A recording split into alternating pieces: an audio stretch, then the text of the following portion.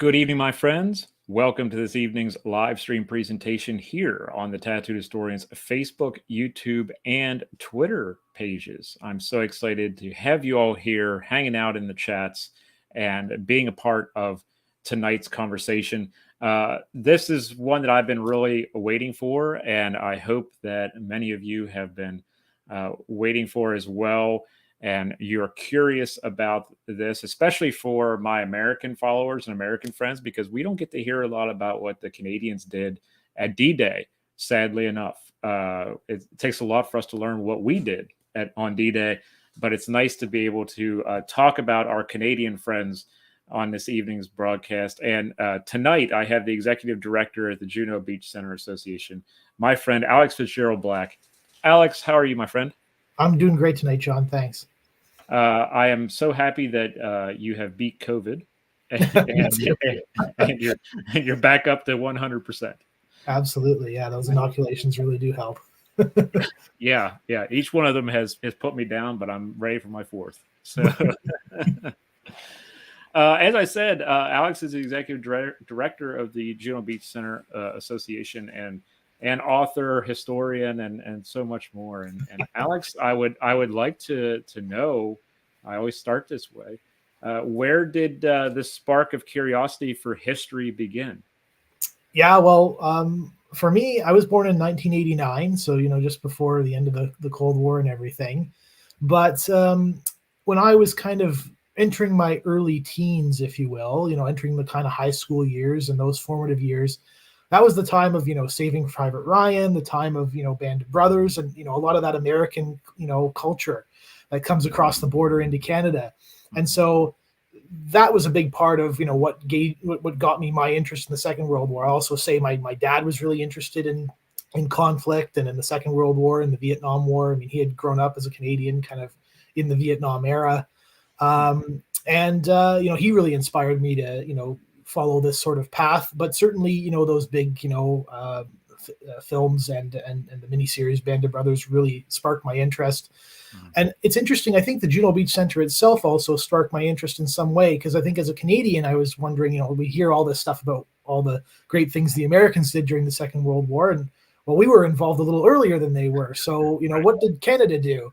And, that took me down a few tangents. And, the Juno Beach Centre, which was raising funds back in the kind of early 2000s, the museum opened in 2003. They actually, this is a weird kind of cross-border American story. During the 90s, Walmart had come to Canada, and Walmart was looking to kind of find a way to get involved and show Canadians that they cared about, their issues and their culture and everything.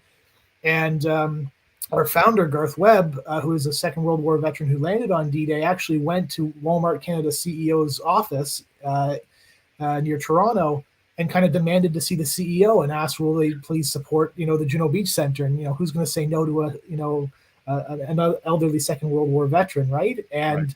He got that meeting, and Walmart was a huge supporter for many, many years of the Juno Beach Centre, which actually kind of in some ways maybe helped embarrass the federal government in Canada to get involved and to support the Juno Beach Centre, because you suddenly have this big American company coming in and taking a lead role in providing financing for the project. So, others, got on board as well. And so I remember going to Walmart when I was, in 2000, probably 2 or something like that, and they were selling books by Ted Barris, one of our, great narrative historians here, Juno, his book Juno. There's actually, we have at the office, I don't have it here, a copy of the book with like Walmart logos on it, because it was actually a Walmart edition of the book. They also sold, baseball caps. I still have my baseball cap, though it's pretty, I won't even put it on because it's kind of disgusting. But original, Juno Beach Centre baseball caps. They sold, they also sold a DVD called Victory from Above, which was a documentary kind of series done by Global News in Canada. And it was very much done, I think it was in 2002. So it was done very much in the light of Band of Brothers, because it was about the 1st Canadian Parachute Battalion and what they had done on D-Day and in training before that, and, through Northwest Europe into 1945. And so those are some of my early memories of, how I got interested and engaged. Then I went to university. I was very fortunate to go to Wilfrid Laurier University, which was the site at the time of the Laurier Center for Military and Strategic Disarmament Studies. They've since changed their name. But Terry Kopp was one of the historians there, who's a great Canadian historian of the Second World War, and in particular of the Battle of Normandy. Got involved with a summer course where we got to go to the D-Day landing beaches and to the Canadian battlefields in Belgium and France for the First World War, and to Normandy. And that really, solidified everything. And so I eventually did my MA at the University of New Brunswick at the Gregg Center for the Study of War and Society.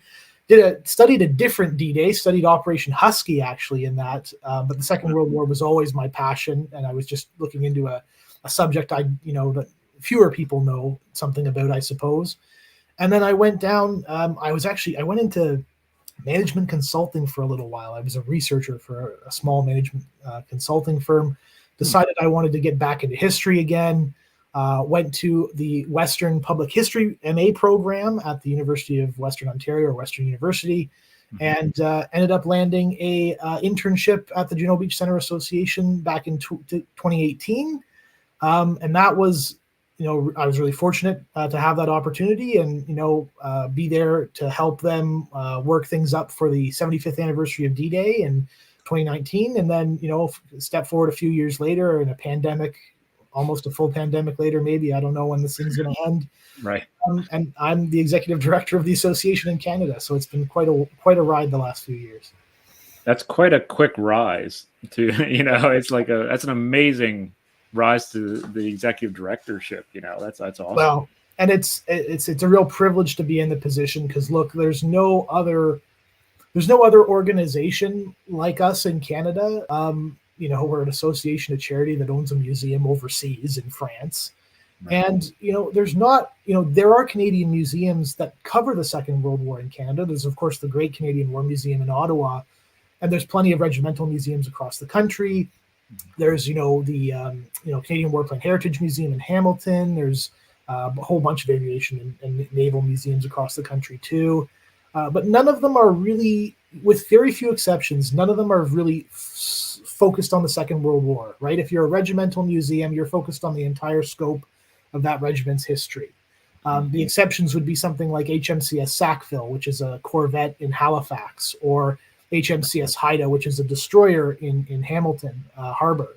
But they cover a very specific part of the Second World War, whereas we cover, we're all about, memorializing and commemorating and honoring, all veterans who served during the Second World War for Canada, as well as those who served at home on the home front as well. There's a huge effort there too, and I don't know what we'll, if we'll get to chat about that a little bit, but certainly we're going to talk today about D-Day and Canada's role there. Awesome. For everyone who's watching, Alex is going to be giving us a beautiful presentation here in a few seconds. I'm going to hold the questions to the end, so Alex can give us the full spectrum, the full picture here in one lump. And what I will do is I will highlight your questions if you have questions for Alex, and I will bring them in at the end. That way I won't miss any of your questions. I'll bring them up on the screen if you have some, and we will go from there. So Alex, are you set to go? All ready to go. All right, my friend, I'm going to bring up your presentation, and I'm going to take myself off of the screen here and have you go to work, my friend. All right, here we go. So I've organized this presentation into a few parts. What I want to do is give everybody kind of an outline, a very basic outline, I think, of what of D-Day and what Canada's role was on D-Day. I want to talk specifically about one sector of Juno Beach, that's Mike Red's sector. I'll do that briefly, but the reason for that is the sector that the Juno Beach Centre sits on. And so we'll chat a little bit about that. And then maybe we'll also chat about, we'll transition from the history to the memory side and how the Juno Beach Centre came to be. And then a little bit about the museum itself and what its mandate is, what its mission is, what it does. And then if we, I think we'll have some time to chat about, the prevailing issue right now, which is a condo development that threatens the future of our lovely museum on Juno Beach. And so I'll get things started by chatting a bit about D-Day. I call this section Canada's D-Day story. Interestingly, you'll note 0745 hours was H hour effectively for the Canadians on Juno Beach. There's actually some really interesting reasons for that. Chief among them is the role of tides and the role of a sandbar that was actually off the beach, off Juno Beach. And so while most of the Allied beaches, they were landing on a very low tide and a rising low tide, the Canadians needed to land on a slightly higher tide to get over that sandbar. And so the men were jumping into, waist or even shoulder deep water at times, having to, dodge the obstacles that were still submerged and that sort of thing as well. So backing up to the situation in Europe, spring 1944, I think most of us will know what had gone on between 1940 and 1944.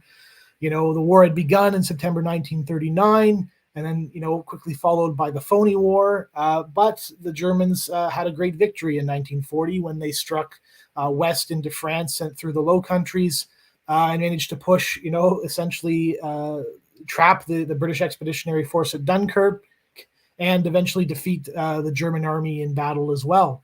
And so the question was from then on, with Europe under Nazi occupation, what does the future look like? Everything changes in 1941 when Hitler and his forces invade the Soviet Union, but that's a back and forth struggle that lasts a few years before, the Russians get the upper hand. And so the question is, how are we going to end this war? How are we going to defeat the Nazis? Well, you've got to get back into Europe.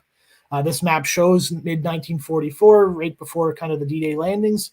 The Allies had already made some inroads and had invaded and successfully captured Sicily and were working their way slowly up the Italian boot. But everybody, I think, understood that, in order to beat the Nazis, you had to invade probably in France to defeat the German army in the West and to push them back to Berlin and ultimately topple the Nazi regime. Canada's participation in the Second World War was absolutely massive. We had a population of just over or around 11 million people, and we had 1.1 million men and women in uniform. So something like 10% of our population volunteered or signed up. Not all of them volunteered. There was some conscription throughout the war, but 1.1 million served out of a population of 11 million. So that's just a huge number. Many hundreds of thousands others were also serving, on the home front, in factories and in other industries that supported the war effort. Fast forward to D-Day, June 6, 1944. That was the largest combined military operation in history. I'm always very careful in how I say that. It's the largest combined military operation in history, not the largest military operation in history, not even perhaps the largest invasion in history, or even the largest amphibious invasion in history. There were others, including Operation Husky in Sicily, 1943, where the amphibious element there was actually larger than on D-Day. But in terms of air, land, and sea, this is the largest operation ever attempted on a single day. You had something like, I think it was close to 7,000 ships, anything from the size of a small, landing craft to a large battleship. You had something like just over 6,000 aircraft, 12,000 aircraft operating at some point, over the beaches that day, or at least that's what the Allied Order of Battle suggested, and 156,000 troops landing by sea and air on D-Day. So it was just an absolutely colossal undertaking. And the Canadians played a very significant role, and that's what we're going to get into today. One of the things I like to point out, and here's a nice feature for the Supreme Commander, General Dwight Eisenhower. He, in spite of all those resources that I just, outlined, he still felt there was a chance, and the planning was very good and everything, but he still felt there was a chance that this thing could fail. This thing could go the wrong way, and the Allies could suffer a severe setback in the war with a failure, on D-Day.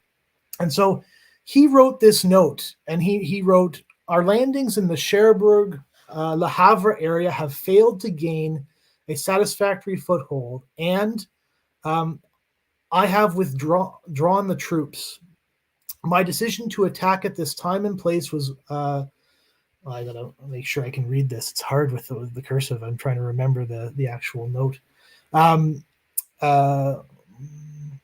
was based on the best information available. The troops, the air, and the Navy did all that bravery and devotion to duty could do. If any blame is laid, on the attempt, it is mine alone. So he's willing to fall on his sword and say, and take the responsibility if this thing fails. And he penned this note in the day before D-Day. He erroneously wrote actually July 5th, 1944 on it, which perhaps indicates how much stress he was under that day. But the other thing that's interesting about this note is he originally wrote the troops have been withdrawn. And then, historians will notice, that's passive voice, right? Who withdrew the troops. So he scratches that out and wrote, I have withdrawn the troops. And so, again, he's taking ownership of the situation there. And quite the leader, as I think most American viewers will know. So where was D-Day? I think most people will understand this. Between Cherbourg and Le Havre in Normandy, France, on the northern coast of France, across the English Channel from southern England. You can see on this map just where all the assault forces were coming from, where they were based in England. This map being from the Canadian official history. You can also see the routes taken, by the U.S. Airborne, by the British and Canadian Airborne troops. One thing I like to point out on this map, you'll see towards the center around Portsmouth, the 3rd Canadian Infantry Division here with the 1st British Corps, and they're part of Force J that's going to land on Juno. There's also a fair number of British troops attached to the 3rd Canadian Division for that landing. But there's also 2nd Canadian Corps over here.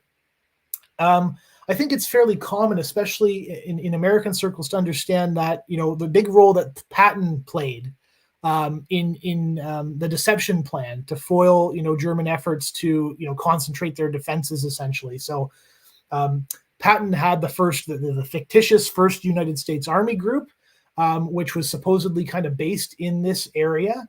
And it was supposed to be threatening the Pas-de-Calais around here, the shortest distance between England and France.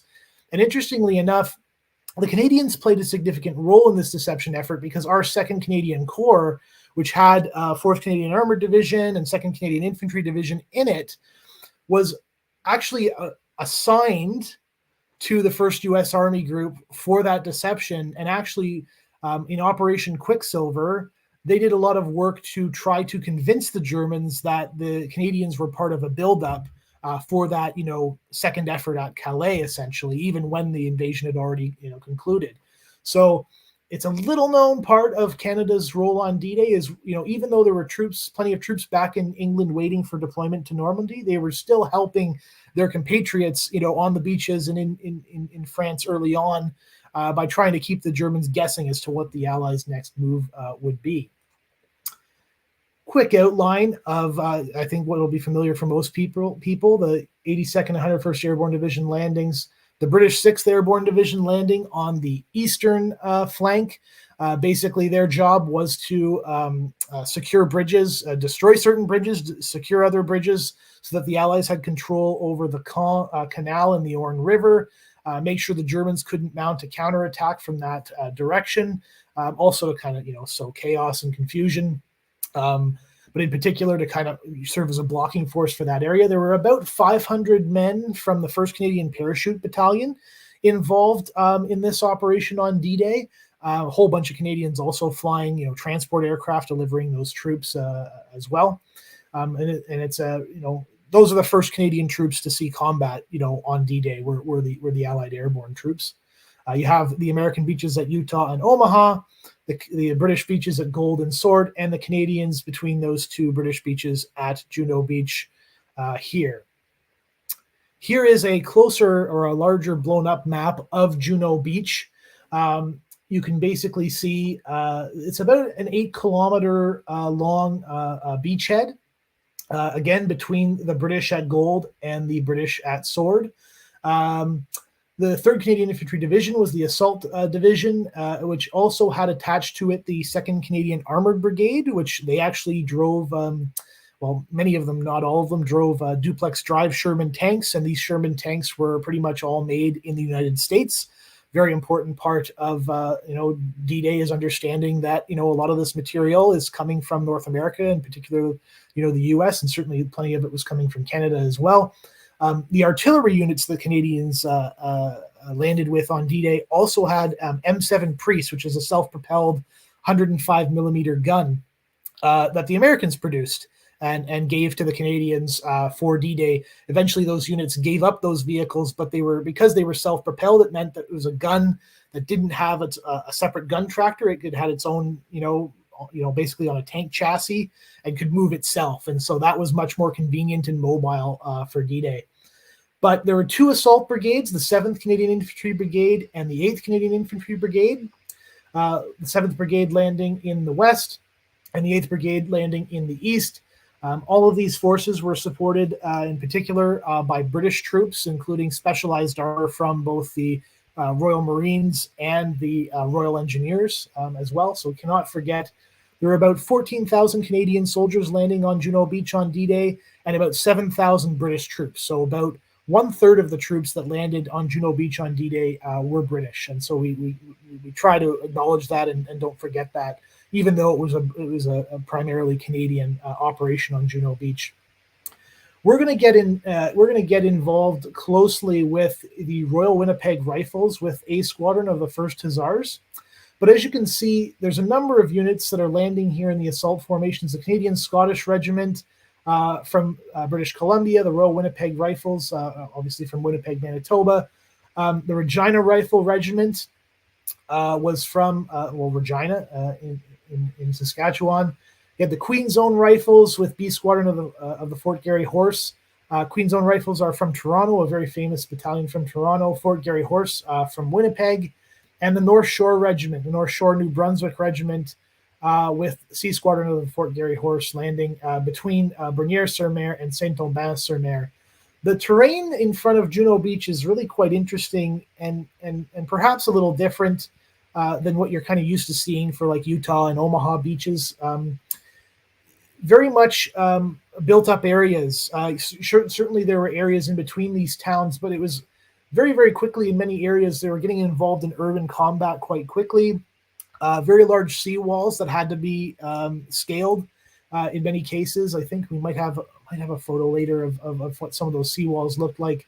But the sector that we're going to talk about in detail today, the Royal Winnipeg Rifle sector in Mike Red, very different from all of that. It's actually very, very sandy. There's actually sand dunes there. They're much larger dunes than they were back during the Second World War, but nevertheless, it was quite an interesting space to be assaulting on D-Day.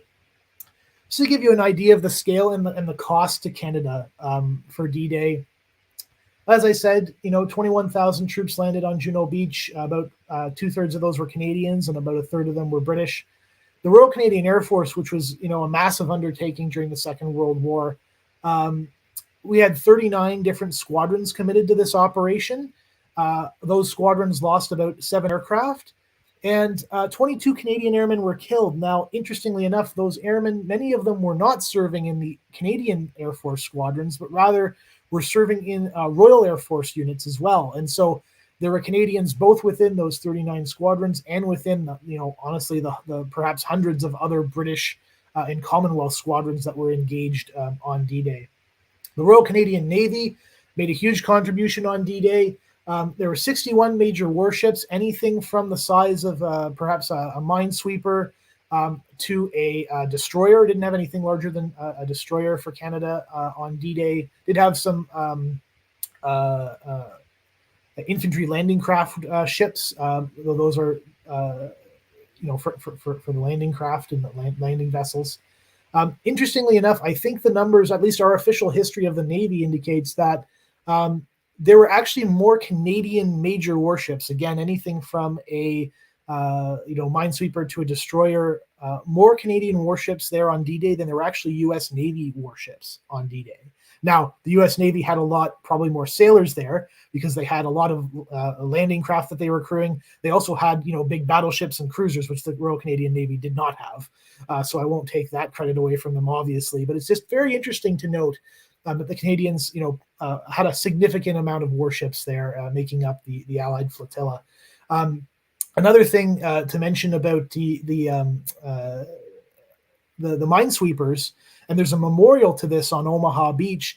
It was a Canadian minesweeper flotilla that played a significant role in actually sweeping the approaches, some of the approaches to Omaha Beach, to make sure that the landing craft and the warships and naval craft could get close to shore in advance of D-Day. So there's a whole lot of cooperation going on in this operation. For instance, another good example is and I've already mentioned, the vehicles that the Canadians had that were American built. There was also the 8th Air Force, the 8th U.S. Army Air Force, was tasked with bombarding Juno Beach on D-Day. Unfortunately, circumstances meant that they ended up not doing very much damage to the beach defenses. But nevertheless, they made an effort to suppress the German defenders when the landing craft were just about to hit the beach. Spoke a little bit about the 1st Canadian Parachute Battalion earlier, just over 500 parachute troops from Canada there. 19 were killed on D-Day, 10 wounded, and 84 captured. Large number of those who were captured on D-Day from Canada were airborne. On Juno Beach itself, there were 340 Canadian soldiers killed, with 574 wounded and 47 captured. Now, that's in the Juno Beach sector, so not just on the beach itself, but rather in the Juno Beach sector as a whole. And as you saw perhaps on the previous map, the Canadians went quite far inland. I mean, a lot of people like to say that the Canadians made it further inland than any other formation on D-Day. I think it depends, how you're measuring everything, but certainly the Canadians, did a very good job on D-Day of securing at the very least their intermediate objective, which was the elm line on that map there towards the bottom. So something else I was going to mention about, but I'm missing it. Oh, I'll get to that in a second. So 381 Canadians killed on D-Day. Perhaps that doesn't seem like a whole lot compared to some of the other major combatants during the Second World War, but that's a very, significant loss. And the other thing to keep in mind is in terms of casualties, of which there were over 1,000 for Canada on D-Day in the Juno Beach sector alone, for instance. Juno Beach was actually, on a percentage basis of troops landed, was actually, I believe, bloodier than Omaha Beach was. And we all know about bloody Omaha. But Omaha Beach was assaulted by 2 different divisions, whereas Juno Beach was only assaulted by a single division that was reinforced. And so that's just an interesting perspective on this. Is Canada paid a heavy price for our success on D-Day. I want to get into some detail on the landing at Courseulles-sur-Mer, and specifically in a sector that's known as Mike Red Sector. Mike Red Sector is over here, and I've got some other images for you as well. This is an image on D-Day from an aerial. It's an oblique aerial reconnaissance photo from an Allied aircraft, showing the smoke and the of the battle and everything. You can see landing craft kind of milling about offshore and coming in and leaving the beach. And I've got some other photos in here. This is an overhead view of kind of the same sort of area. This area over here, which is where all the dunes are and everything, is this area right in here. And actually, this spot right in here is the present day site of the Juno Beach Centre. That's where our museum exists today. And I'm going to get into in a second just how heavily defended this area was, this particular stretch of beach. The Royal Winnipeg Rifles landed 2 companies, 2 assault companies in this sector, B Company and D Company. D Company kind of landed where these kind of landing craft are over here. B Company landed kind of just over in here. And they were the assault units, and I'll get into that in a second. Here's another kind of oblique shot from a different angle. Again, this is kind of the site of the Juno Beach Centre. This entire section in here was the site of what was called Strong Point 31. And this is, the Allies called it Mike Red Sector. The Germans called it Strong Point or Resistance Nest 31. Some 30 fortifications of various scales in here. This area of the town was also heavily fortified. The Regina Rifle Regiment landed over here.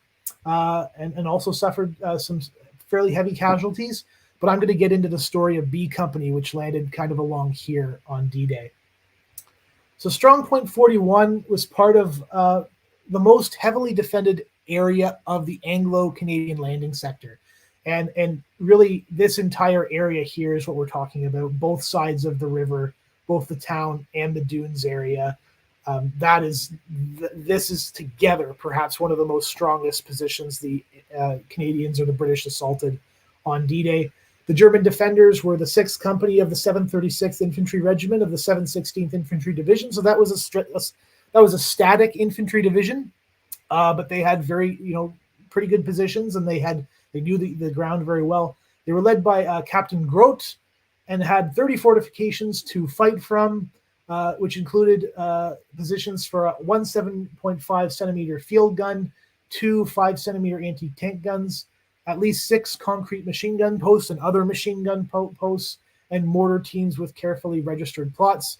There were also, of course, the obstacles, offshore, both anti-tank obstacles and anti-infantry obstacles, barbed wire, with mines and explosives, wired to blow and wired to detonate if something ran into it. The assault force, you have B and D companies of the Royal Winnipeg Rifles. They were also given about 19, certainly B Company was given 19 engineers of the number 6 Field Company, Royal Canadian Engineers, and they actually didn't carry weapons. They didn't carry, guns, but they did carry, explosive charges and that sort of thing to blow gaps and to make way for the infantry and the armor to move.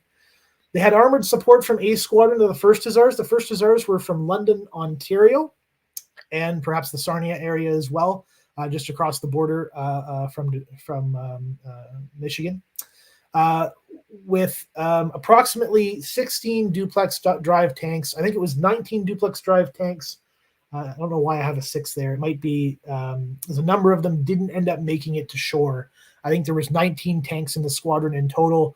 And only a good number of them were unable to make it ashore in the swimming mode and had to actually be landed from the landing craft. I think about 7 managed to make it in by swimming. I'll talk a little bit about that later. There was specialized armored support, elements of B Squadron of the 22nd Dragoons, again, a British unit. They had Sherman Crabs, so that's a Sherman tank with a chain out front that spins and detonates mines in front of it to clear minefields. And the 2nd Troop of the 26th Assault Squadron Royal Engineers. These were what they called Armored Vehicle Royal Engineers, so specialized armor, mainly Churchill tanks that have been retrofitted, including ones with a very large spigot mortar that could be a bunker buster as well. So pretty important support there.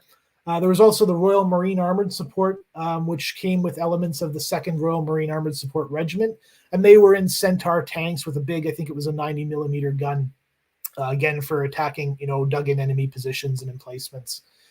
Unfortunately, in spite of all of the effort that went into the air and naval bombardment, the German positions, unfortunately, in this sector and in others along Juno Beach were relatively untouched when the infantry landing craft touched down. And this is an entry from the Royal Winnipeg Rifles War Diary later that day. The bombardment having failed to kill a single German or silence one weapon, these companies had to storm their positions cold and did so without hesitation. The heavy casualties suffered, especially by B Company's assault on the Strong Point, are very much illustrative of this point. So they landed a couple of minutes late at 0745 hours, 0749 hours, which 0745 was their appointed time. Approximately 120 men and officers with 19 attached engineers from the 6th Field Company. They were led by a captain named Philip Edwin Gower, who actually received the Military Cross for his leadership that day. And the tanks, unfortunately, the 1st Hussars tanks, while they made good efforts to try to get there on time, due to the heavy seas and due to the situation off the beach, they were about 10 to 15 minutes late. But once they did arrive, got ashore, dropped their screens and started, firing on enemy positions, they made a huge difference. There are some accounts where, the Germans practically just, gave up at that point once they saw, a tank pull up to their position. They did exchange some fire with some of those anti-tank guns, And I think one of the Canadian tanks actually was damaged or knocked out. But they managed to knock out all of the guns and force the Germans either to retreat or to give up their positions once the infantry had kind of, been able to get the momentum back and surround them. By the end of the day, B Company reported 26 men and 1 officer, Captain Gower, still able to fight. That's out of 120 men where they started, and only 4 engineers of the 19 were still standing. So there were approximately 78% casualties for the infantry and engineers in this particular engagement. And that's towards the higher end of the casualties for the Canadian assault units on D-Day. I think the average is maybe perhaps about 50% of the assault companies were casualties, that's killed, wounded, or captured. And so this is a bit of a higher figure in this particular case, quite a deadly struggle. Some of the reflections from veterans of this, the Canadian veterans of this, battle. Company Sergeant Major Charles Belton wrote, I can't tell you how hard it was to see my men on the beach at Courcelles. I had been with them for 4 years. They were my brothers. Then they were killed in one fell swoop. I wasn't brave. I was afraid. I feared the shock of losing my brothers. The men had leaned on their sergeant major for many things, even to writing letters for them to their girls and wives.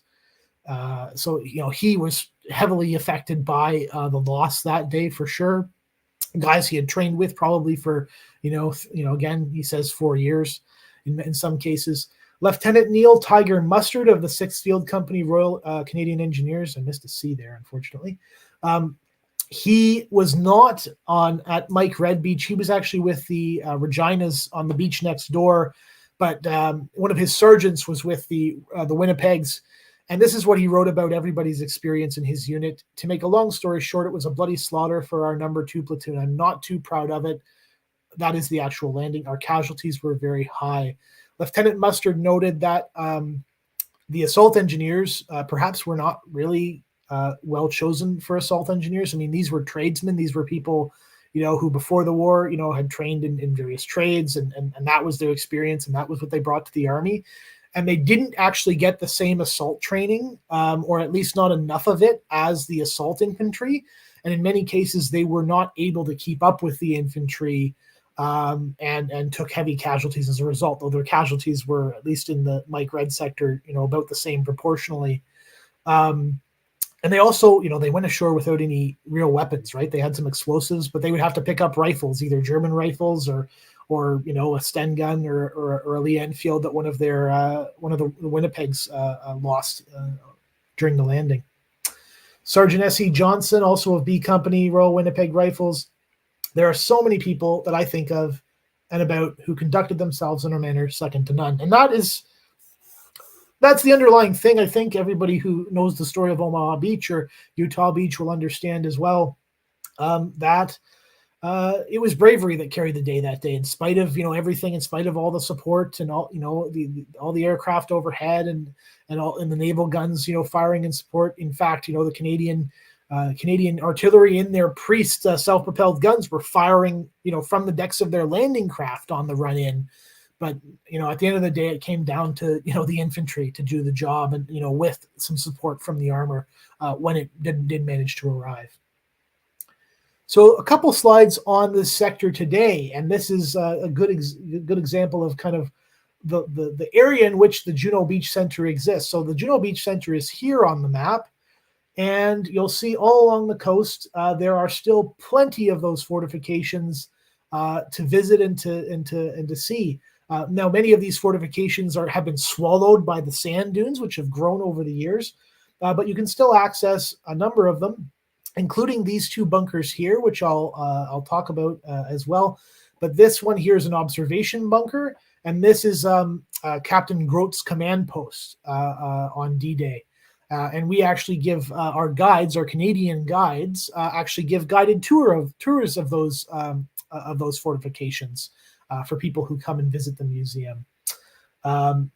Here are some photos of these bunkers as they exist today. So this is R623, which was a machine gun bunker. There was also off the screen, kind of over here, possibly a position for a 5-centimeter anti-tank gun. But this is kind of a view of the kind of area in which, you know, B and D companies, the Royal Winnipeg Rifles, kind of came ashore. And this is one of the bunkers that's now it's dug very much into the dunes here, and would have been very difficult to target and to hit offshore. A lot of these bunkers, unlike the bunkers you see in like Saving Private Ryan, they don't necessarily have a forward-facing slit for the machine gun or the weapon to fire out of. Instead, the machine gun or weapon, in this case, I believe, fired this way, in this direction, enfilading down the beach. And over here, you can't see it, but there's actually a wall of bunker that just angles toward the beach. And that's extra concrete protection on the forward face of the bunker, so that any naval shells or anything hitting that are just hitting, you know, very, very heavily reinforced and deep concrete, and it's not going to have a huge impact on the defenders within. This is an interesting one, R612. It's known as Cozy's Bunker, named after Lieutenant Cozy Aiken, who was a platoon commander in B Company of the Royal Winnipeg Rifles on D-Day. He was actually severely wounded in attacking this bunker. As you can see, the bunker is actually kind of sitting on its side in the dunes, and you can kind of see how the dunes have kind of been built up around it. You can see this piece here is what I was talking about earlier, this slab of concrete that just exists as an extra kind of buffer against any naval shells or anything coming in. The 7.5 centimeter field gun actually operated out of a slit over here, again, enfilading down the beach. I'm taking this photo almost directly from the direction of the sea, and it's actually protected so that it can fire down the beach towards the west. I like this image because they've done some really interesting stuff with their art, the art here, to kind of give you a sense of the Canadians kind of storming the position, the German machine gunners trying to fight them off with like a German officer back here with his field glasses. And you can kind of see this is kind of the dunes. These little fences are fencing off the dunes to protect them against, you know, people, you know, walking about and everything, to make sure that the biodiversity is protected. But these dunes have kind of swallowed up a whole number of positions all along the coast here. That cross there, it's hard to tell it's a cross from this image, is the Free French Cross. And it actually marks the spot where a couple of weeks after D-Day, Charles de Gaulle came ashore on Juno Beach to land and kind of make his presence known as part of the French, you know, effort of self-governance for the liberation. This is the observation bunker, one of the two bunkers that our guides give tours of, right in front of the Juno Beach Centre.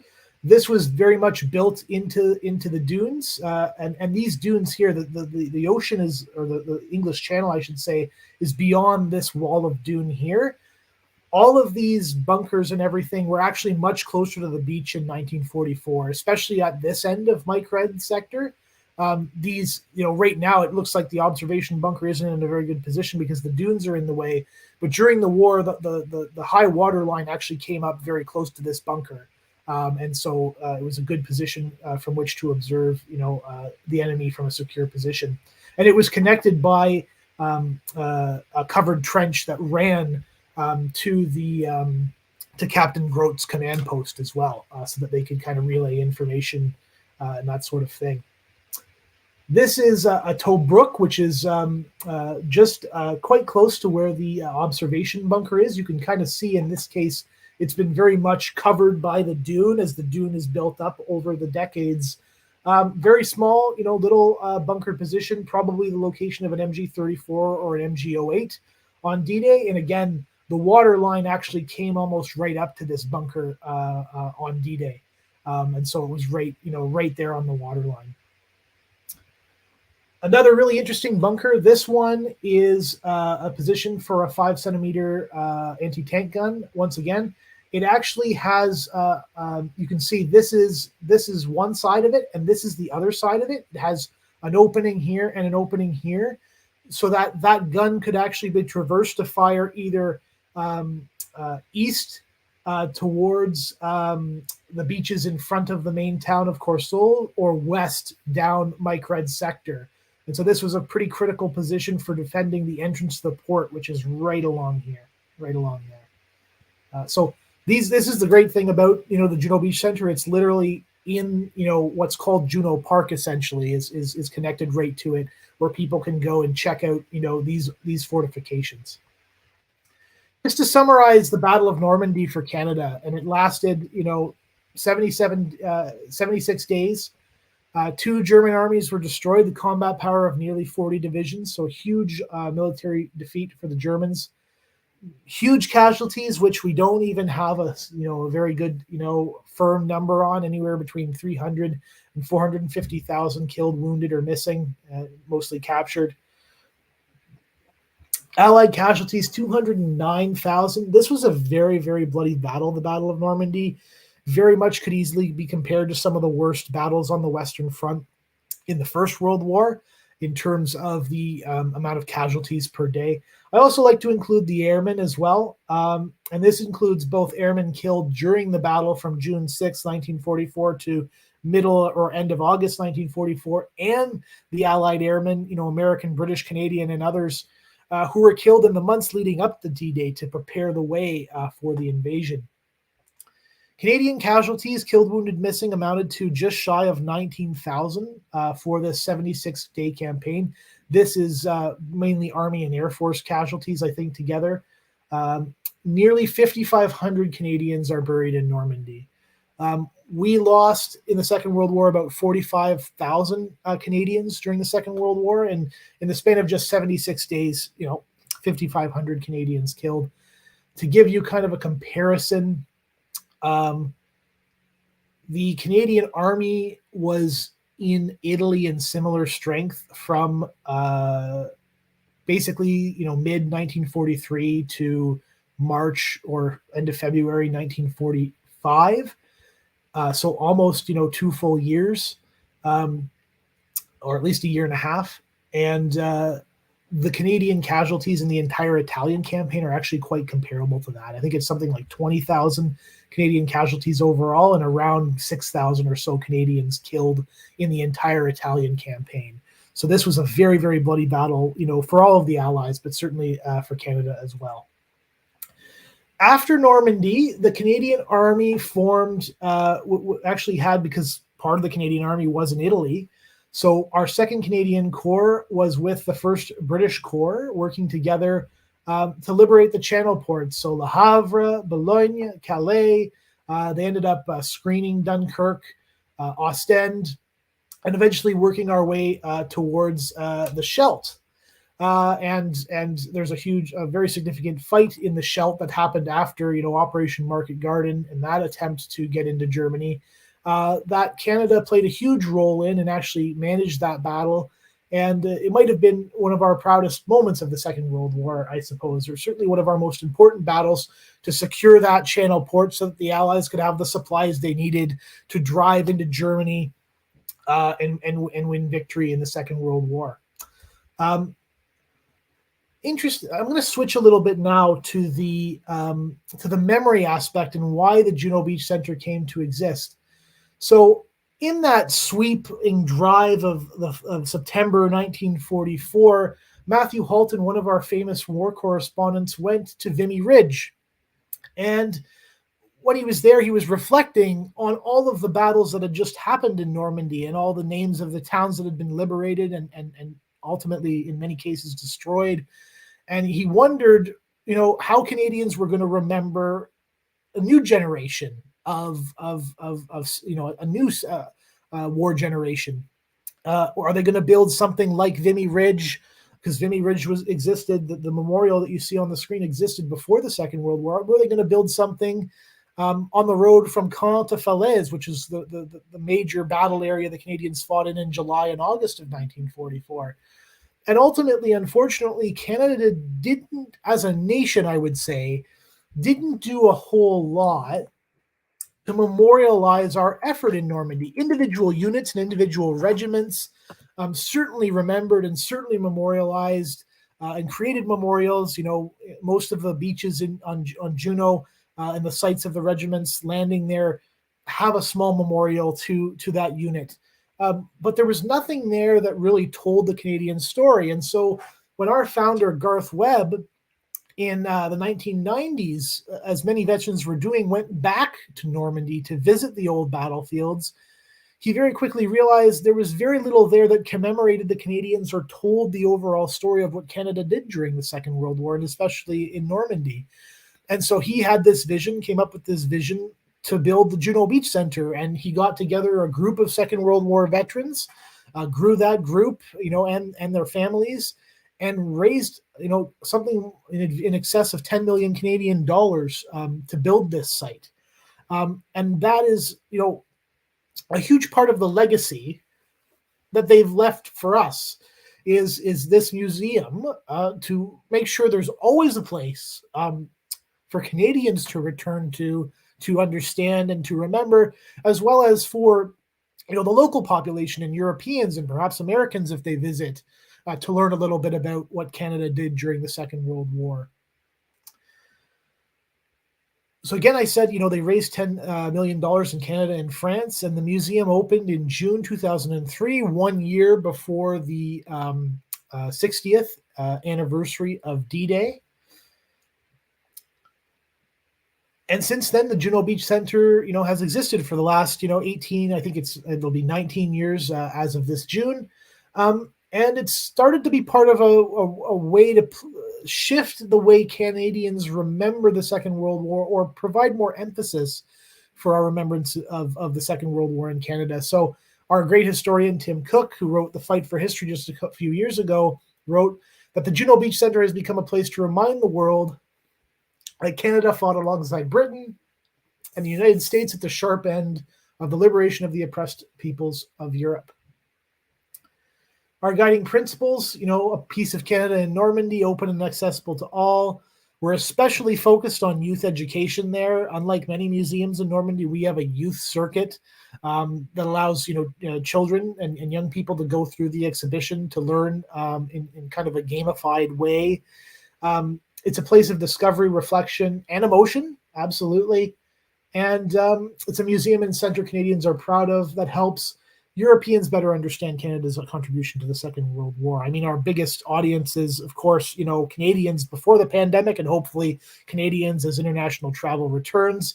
But certainly the French population is, our biggest audience, in addition to particularly the Dutch population as well, as it's not too far to Normandy from the Netherlands, and they have a very special place in their hearts for Canada and the role we played in liberating their country during the Second World War. Again, a place to remember and give thanks. We've had prime ministers, many prime ministers visit over the years. This is a lovely quote from Paul Martin during his visit back when he was prime minister, and I believe that would have been probably 2004. And some statistics. So we've had over 1 million visitors since we opened, and over 10,000, it's probably way more than that, student tour groups since we opened. 2019, the 75th anniversary, was our banner year, had 100,000 visitors that year. That was absolutely huge. But unfortunately, COVID-19 has meant, our visitorship has dropped off by 2/3 in the last 2 years. And we're really hoping to get a bounce back year this year. And having just visited the museum only a few weeks ago, it was great to start to see Canadians in particular coming back and visiting this important site of memory. Again, I spoke about the Atlantic Wall defenses, earlier in the presentation, and our guides give tours of these defenses. And so these are some images from the command post and what's inside. This is part of, I think, the covered trench portion of that command post.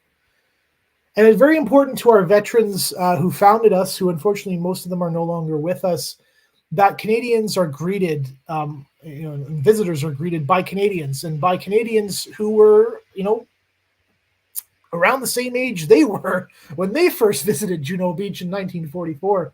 So in a non-COVID year, we usually hire between 8 and 10 guides each year. I think we're hiring about 6 this year, or have hired about 6 this year. They're already over there doing some great work. And it's a great opportunity for Canadian youth to get some work experience, especially students and those interested in and have a love in history. Again, the Juno Beach Centre is very much a cultural center as well. And so they have year-round programming And Americans, I think, will appreciate this is because we have a lot of the same traditions when it comes to, we have different Thanksgivings, but we the idea, I think, is very similar. The Halloween is a big event in North America, and we do Halloween over there in France. There's also Canada Day, our version of Independence Day, essentially, to honor the birth of our nation, and Christmas, of course, as well, and some of the Canadian, which are very similar to American Christmas traditions, shared with the community overseas. Some images from the 75th anniversary of D-Day. I think we had 38 Second World War veterans as part of the official delegation. Certainly that's the last time I think we'll have that many Canadian veterans on site at any given time. But it was just such a great event, and it's just so sad that so many of them, unfortunately, who were there have since left us now, because the average age of a Canadian Second World War veteran, I think, is now in excess of 95 years old, and it's closing in on 100 in the next couple of years, I think. So I think we may have a couple of veterans there in 24 for the 80th anniversary if we're lucky, but certainly not in the numbers we've had in the past. And that's just about it for my formal presentation here. This is a great quote to end on. Bill Anderson, who was one of those 38 veterans who visited in 2019, he said, "We were here 75 years ago, and then for 75 years we weren't here, and now we're here again. The center brings it all together, not just the landings, not just the beach, but the whole year is a lot of memories of dedication. I feel welcomed here. I feel as if you're visiting me." And that's what he said about our humble museum, and that's why we exist, to be honest, to honor their memory. So the big issue that we've got going on now, and I don't know, John, if you wanted to come in at this point or not, because that's it for the formal presentation. But I do have some things to share about the situation in France and what's happening with a condo development that unfortunately is taking place right next to our museum. So I've got a little map here to share with everybody, and I'm happy to answer most questions if I can about this issue. But essentially, there is a condo development that's going in here, which is right next. Our museum is here. Mike Red sector is out in here. We discussed that earlier. This is kind of, where B Company landed and assaulted, and where the first Hussars tanks, silenced a lot of these gun positions. At this site here, there is a French developer that has a permit to build a series of 66 condos with an accompanying parking lot. And the issue that we've run into, in addition to the possible threat that the local residents could cause if they do come in here, is this is a very constrained area to access. There's really only two routes. One is this turning bridge here. And it's a very narrow turning bridge, only one lane, and it's a turning bridge. So it's open for large parts of the day to allow at high tide the various boats from the marina here to get in and out into the channel. And so by virtue of that, the developer has managed to claim in French law that they are what's called enclavés, or encircled, and therefore they would like to force their way through their construction vehicles and eventually their residents to use our road. This is the Voie de Français Libre, which is the road that was actually built by the Juno Beach Centre, or at least, paved in to deliver people. It's basically our driveway to our parking lot. And they want to use it both for construction to access the site and eventually for their residents to access the site. And unfortunately, a French judge has declared them enclavés and has given permission for their construction vehicles to move through. And there's a lot going on with this issue. We're currently in mediation with both the town, which issued the building permit in the first place, and with the developer for what's going to happen going forward. But needless to say, this issue over the road potentially has a huge impact on us. It's a very narrow road. Just to give you an idea, there's a bike lane on it because we're trying to encourage people to, access the museum with more, less carbon intensive modes of transportation. But it's a very narrow road. If construction vehicles or even, residents want to, use this road as overflow parking, or even use our own parking lot as parking, that's going to have a big impact on our, business and our ability to ensure the safety and the experience of our guests who are using that road to access the museum. And that's currently the issue as it stands right now. There's a lot of, machinations going on, a lot of legal proceedings, to follow along, multiple cases. We won a case earlier last year that indicated, yes, the road is yours, you own the road. We lost a case, but we're appealing it. The one about the enclave piece, basically the encirclement piece, and the ability for the developer to use our road. So there are, ongoing legal proceedings with this, and we're basically asking Canadians and anyone who's interested in the memory of the Second World War to help us out. And we have there's actually a citizens campaign called Save Juno Beach, and if you go to savejunobeach.ca, you'll find more information there. I can actually show the website here. Beautiful website that they've put together using images of Canadians landing on Juno Beach. And folks can either, write their member of parliament if they're Canadian, or they can make a donation through this website, which actually goes to our association to help us out in this critical time. So with that, I'll stop my rambling. And John, if you have any questions, or if your audience has any questions, I'm happy to answer them. Thank you, Alex, for that awesome presentation and getting us back to the idea of how we do historical memory in the modern era, but also the education factor involved with it. And I'd like to touch on that for just a second, because that's so important to both of us, obviously, and everyone who's in here with us. A lot of people want to see more historical education in different ways, and your organization is bringing on a lot of young talent to do just that. If things like this would move forward with this kind of a development around the museum proper, would that impact the educational experience for these students to be able to go out and do the tours, and or how's it going to hurt the landscape around that piece of historical ground? Yeah, well, certainly there's going to be a lot more people involved in the area. It is a public park. Juno Park is a public park where people can go.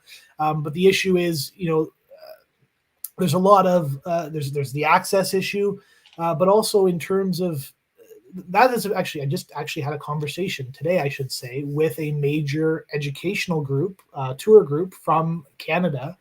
They're asking questions about this, and will it impact, security for our major events, on June 6th every year? Will it impact, especially on those 5-year anniversaries with, if you have a condo development that's 4 stories, there's a security risk potentially with that, right? The other thing is the access piece, right? Will they be able to bring as many students in as much as they would like to, if this is the situation, and if we, don't necessarily, have full control over our road, which we've had in the past, right? And so these are all issues that we're concerned about, and we know they're concerned about as well, and we're discussing them and trying to come up with, various solutions. So yes, it could absolutely have an impact. It could very much have an impact on, our, touristic status, I guess, if you will, in terms of, a lot of these students in big groups come in on large buses. And it's those large buses that may in particular be impacted by the ability to access the museum if there's too many cars parked on that road. And, if that happens, the buses may, the tour groups may decide, well, we're just not going to bother with that site anymore because it's just too much of a hassle, right? And so those are the things that we're very much concerned about, and could have a big impact on our, frankly, our mission to, educate, future generations, young and old, about what our Canadians did during the Second World War. I saw we had a viewer who has since had to go do something with their family who said hello from Kingston. So we have someone hanging out in here earlier from Kingston. That's so great. Welcome in. Thank you for being here. I know you're not here right now. You had to go do a family thing. But Dawn checked in and said, good evening from Edmonton. His dad was with the Royal Winnipeg. Absolutely. Don has just finished a really great book, In Our Father's Footsteps, I think it's called, and he writes about his dad and a few other Winnipegs, and I think maybe a couple of other veterans from other battalions, and that idea of like, in your father's footsteps, like going kind of following their path through history, understanding the key moments that, if they'd gone a different way, Don may not be here today, right? Right. Yeah. We had a similar book kind of sort of come out in the States about 20 years ago, and it was about World War II fathers and their sons who served in Vietnam. Right. And it was kind of an interesting book because it's like, okay, they survived World War II, and now their sons have to survive Vietnam. Of course, that's the American experience with the Vietnam War. But thank you, Don, for being here. Really appreciate that. And I got to read that book when it comes out. But I placed what's scrolling across the bottom, yes, Juno Beach, thank you. Save JunoBeach.ca. I've placed that everyone into the comments as well, so you can click. It's a clickable link in Facebook and YouTube. Sorry to my Twitter peeps out there, I can't comment on Twitter yet. Maybe Elon will change that. We won't get into that tonight with Alex. But please follow that link from the chat so that you can go check out the wonderful website that they have set up to give you even more information on this effort. There's a link there for you to contact your MPs if you're in Canada, and let them know your thoughts on this situation that is occurring here. And this is one that, Alex, I think we as historians see happening far too often, where we have areas that are under development or could be under development. And in this regard, we're not talking about the United States or Canada and the laws surrounding that. We're talking about French law, which is something completely different. Yeah, absolutely. And I will note that, I never want to turn this into the French don't care, or the French, because they do care. Our staff, most of our staff are French, and they're just appalled by this. Sure. Actually, it's been a little, we were very careful about when we kind of went public with this as well. We didn't want to kind of stir things up, too soon in the process. But, they were kind of, the locals were demanding for many months, especially last year, why isn't Canada saying anything about this stuff? And now the tide is turning, and Canadians are speaking up about this issue, and the government is well aware. We have, cross-partisan support from all of the major political parties in Canada on this issue. The Standing Committee on Veteran Affairs basically said, we need to do everything in our power, the Canadian government, to support the Juno Beach Centre, both financially and in any way possible, to kind of make sure that the sanctity of this site is protected, which is really great to hear. So, I know things in the States are, quite, polarized in terms of politics, and I think the same can be said of a lot of stuff here. But this is an issue that everybody can get their mind and their and their support in on. I mean, it's great. I've seen support unsolicited really from the Canadian Historical Association, who wrote a great statement and letter, open letter to our Prime Minister saying, we understand that battlefields can't be frozen in time, but we need to protect the sanctity of this site because it's so very important to Canadians. Just today we had actually a First Nations group from actually the area I'm from in Ontario make a statement and say, we need to do whatever we can to preserve this site and to make sure that the Juno Beach Centre, remains unharmed from this development. And so it's been really heartening to see a whole bunch of different groups come together in support of our little organization. That's awesome. And everyone in chat, whether you're on Facebook, YouTube, Twitter, you can help out in any way that you can. Be awesome. Send a letter to your MP if you're in Canada.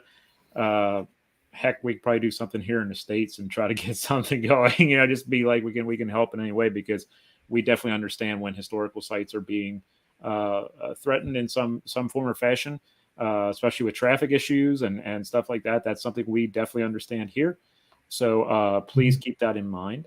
Alex, thank you so much for joining us this evening and putting this out there for all of us to learn more about the Canadian experience at Normandy, which I think is a huge thing that we wanted to do tonight. Even though it was only like an hour crash course, it's more than a lot of us knew already. And we really appreciate that, and we appreciate the bringing attention to what needs to be done, and see what happens here going forward with the site. Absolutely. Well, thanks for the opportunity to come on, and I hope your audience enjoyed it. And I did my best to throw in some American content too. That's fine. No, that's fine. you gotta reel us in somehow, right? And That's right. That's it. like, yeah. Well, it's important to understand that the Second World War was was an alliance made up of a whole bunch of different nations, and Canada fought alongside the Americans, and there were American units actually fighting under Canadian command. I mean, everybody was fighting under Eisenhower's command, but Right. there were American units in the Scheldt fighting under Canadian command at times, and things like that. So it's little bits and pieces of our history. We had the incredible story of the Devil's Brigade, or the First Special Service Force, where Canadians and Americans were literally serving in the same unit together. Amazing, cooperation. Yeah. And we got to keep that cooperation going across the border, and remember each other's history as best as we can. Absolutely. And keep that nice peaceful border going the way it is. So now that it's open, and I can get across a little easier because I'm heading to Toronto next week. So all right. Well, have a safe trip. That's great. I will. Thank you, my friend, for joining us tonight. I really, really do appreciate you. Thanks so much, John. Appreciate it. Thanks, everybody. Thank you, everyone, for being with us. We both appreciate you hanging out. Please go down to that link that I put into the chat so that you can get more information on the Juno Beach Center. And you can check out the association as well and get more information and do your part. We really appreciate everyone. Please stay healthy. Keep doing what you're doing to stay healthy. And we will talk with all of you very, very soon. Good night, everybody.